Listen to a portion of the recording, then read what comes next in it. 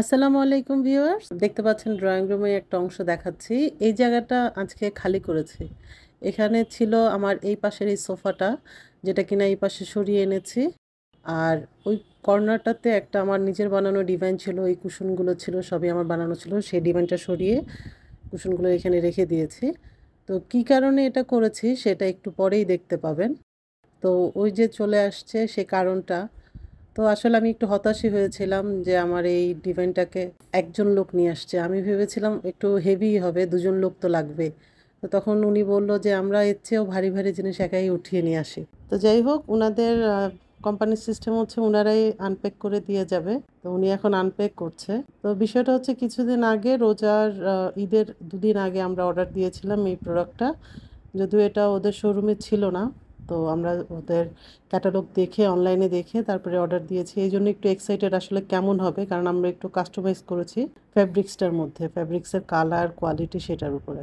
কারণ ওদের যে অনলাইনে যে ছবিগুলো ছিল এই কালারটা দিয়ে কোনো ওদের ছবি ছিল না। তো একটু এক্সাইটেড ছিলাম যে কেমন হবে, একটু কনফিউজও ছিলাম আসলে ডিসিশনটা ঠিক হয়েছে কিনা।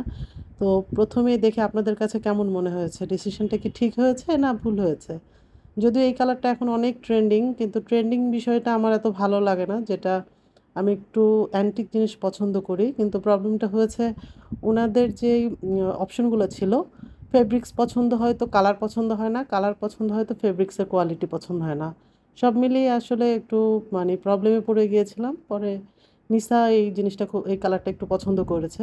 তো এখানে একটা স্টিকার ছিল, উনি দেখলাম উঠানোর চেষ্টা করেছে কিন্তু উঠেনি। তো পরবর্তীতে আমি এটা উঠিয়ে নিয়েছি।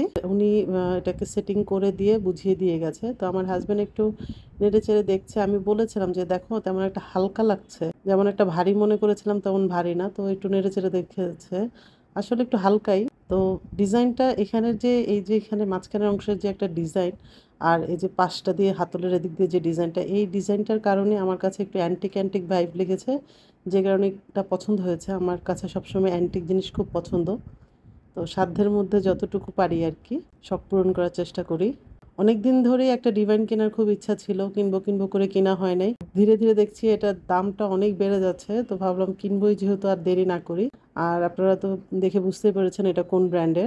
আমিও আবার একটু নেড়ে চেড়ে দেখলাম যে আসলে এটা একটু হালকাই মনে হচ্ছে। আর কেন জানি মনে হচ্ছে ঠিকমতো সেট হয়নি, একটা পা হয়তো একটুখানি সামান্য এক সুতা ছোট হইতে পারে, আমার কাছে এমন মনে হয়েছে। তো এটা যখন আমি অর্ডার দিয়েছিলাম ঈদের আগে, তখন ওনাদের একটা 5 to 10% একটা ডিসকাউন্ট অফার ছিল।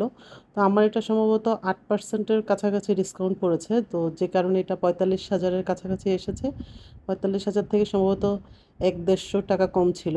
আর এটা রেগুলার প্রাইস 47,000। আর ফেব্রিক্সটা যদি আমাদের এই কোয়ালিটির ফেব্রিক্স দিয়ে বানাতাম তাহলে 50-এর কাছাকাছি পড়তো।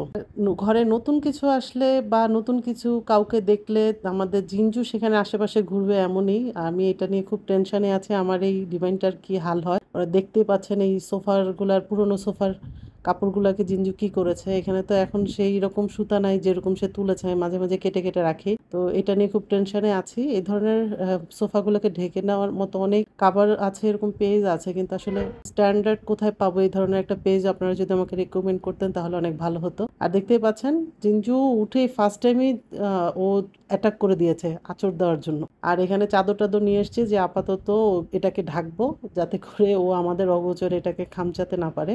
সে আসলে যখনই এটাতে বসছে তখনই ট্রাই করছিল একটু খামচে দেখবে, আসলে কোয়ালিটি চেক করার ট্রাই করছিল মনে হয়। তো যাই হোক, ভিডিওটা আজকে এই পর্যন্তই। আপনারাও জানাবেন আমাদের ডিজাইনটা কেমন হয়েছে, ভালো হয়েছে কি খারাপ হয়েছে জানাবেন। আর কোথায় একটা ভালো কাভার পাবো কোন পেজে সেটাও রেকমেন্ড করবেন, কমেন্ট করে জানাবেন। সবাই ভালো থাকবেন। আজকে এই পর্যন্তই। আল্লাহ হাফেজ।